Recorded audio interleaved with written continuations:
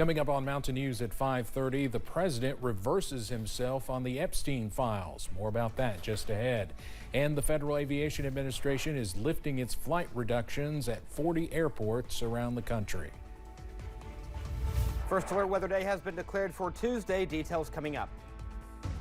Dedicated to southern and eastern Kentucky, this is WYMT Mountain News at 5:30. Good evening, I'm Steve Hensley. In an about-face, President Donald Trump now supports passage of a House bill that would compel the DOJ to release files related to convicted sex offender Jeffrey Epstein. WYMT White House correspondent John Decker has the latest. Less than a week after President Donald Trump failed to stop a House discharge petition aimed at getting a vote on the Epstein files, the president is now calling on House Republicans to support the legislation.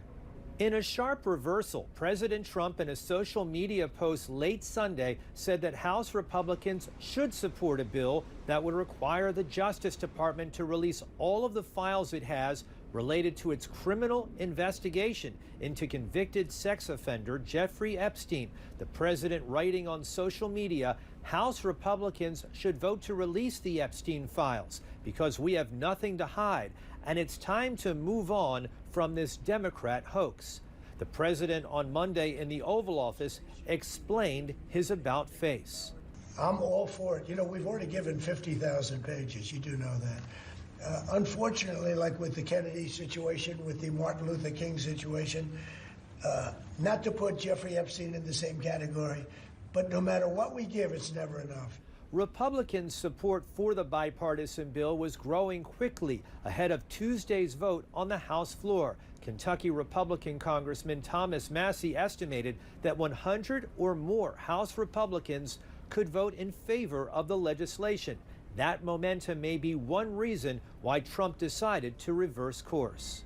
Even if the House passes the measure, it's still not clear whether the Senate would take up the measure. Attorney General Pam Bondi could still refuse to release the files, citing the DOJ's ongoing criminal investigation. At the White House, I'm John Decker. A family lost their pets in a fire yesterday in Pulaski County. These are some pictures of the scene posted by the Tateville Volunteer Fire Department.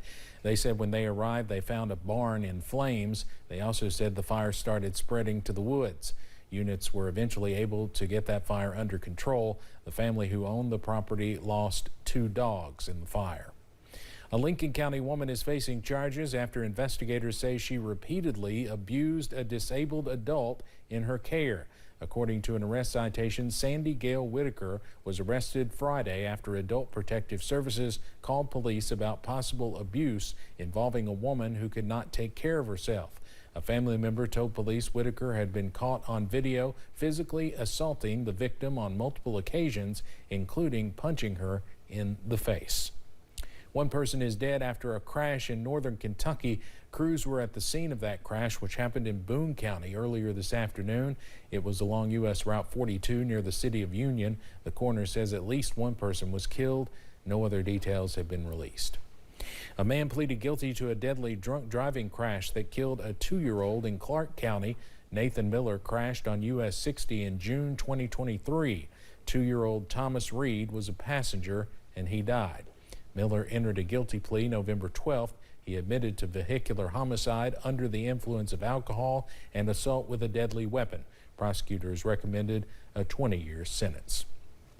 Well, enjoy the dry weather now because rounds of showers and storms are expected to begin tomorrow. First Alert meteorologist Eric Dean has our first look at the forecast. Eric. That's right, Steve. We have a First Alert weather day declared for tomorrow, and the reason being is because the storm chances will pick up as we go into the afternoon and evening hours. The main threats, heavy wind, a little bit of hail. There is a very low chance for a spin up or two. We'll get to that in just a couple seconds. Localized flooding is also a main concern. Here's that marginal risk for severe weather, or level 1 out of 5 from Breathitt County all the way to Wayne County in Kentucky. Again, heavy wind. Some places could see wind gusts as high as 60 miles per hour.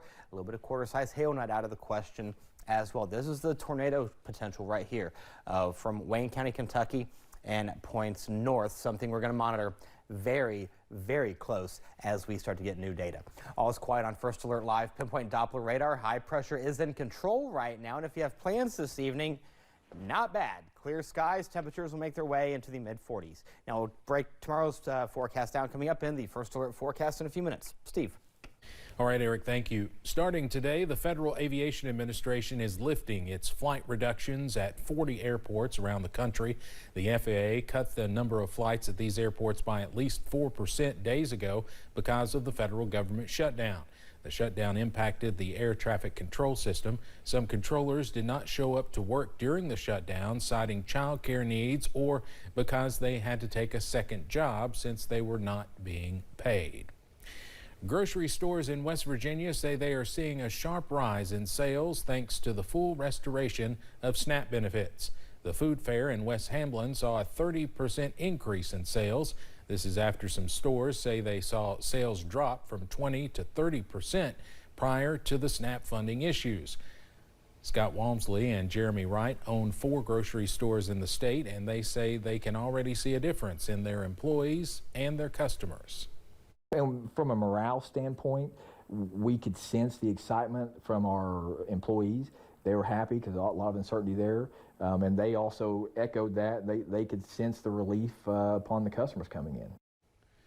Kentucky SNAP benefits got back to normal Saturday morning. The Ohio Department of Job and Family Services says they expect to release full benefits in Ohio by the middle of this week. The EPA is rolling back a major Biden-era water regulation, a move that shifts more authority to states and landowners. The agency announced a new proposal today to revise the Waters of the United States rule, also known as WOTUS. The change more clearly defines which waterways are federally regulated and which fall under state control. The rule has been in place since the Nixon administration to protect wetlands, streams, and navigable waters. We're adding a new exclusion for groundwater and revising exclusions for certain ditches, prior converted cropland, and waste treatment systems. What's at risk here is the drinking water for millions of people, wetlands that protect millions of people from flooding. The EPA says the revision will give landowners more certainty, while opponents warn it could weaken water protections. The 45-day public comment period is now open. Nominations are now open for Fayette Heating and Air's annual Gift of Heat. For the 19th year, folks can submit a name or a family in the community that's in need of heat for the winter, installed just in time for the holiday season. Jackson Plank has more on how you can help a loved one stay comfy during the cold. You know, this is a tough time of year for a lot of families. So to be able to ease the burden and give people the thing that's most important to them at this time of year, which is heat for their home, is an incredible feeling. Employees at Fayette Heating and Air want to help those in need where they can. From now through December 12th, you can go to Fayette Heating and Air's website, look for the nominations section, and submit the name of a loved one or family member that really needs a gift of heat to get through this upcoming winter. We have a panel of people that go through it and try to pick out the people most in need.